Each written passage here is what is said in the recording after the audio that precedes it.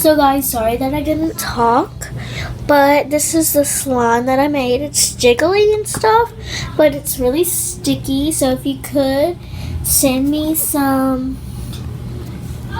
activator like borax or something that has borax or contact solution in it. Alright guys, just kidding, but you don't have to do that. But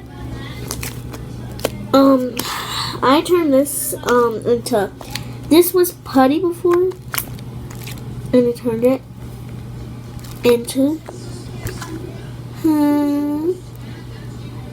slime. It actually wasn't that sticky, but it started to get hard. And this is the container I'm keeping it in. So let me just get the straw in. So this is it. It's really sticky, but I can handle sticky slime. See, it's sticky, but it's slime.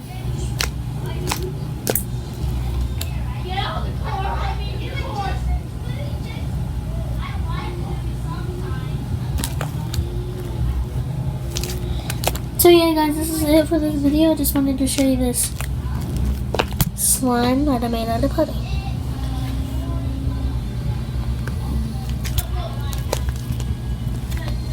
So yeah, bye.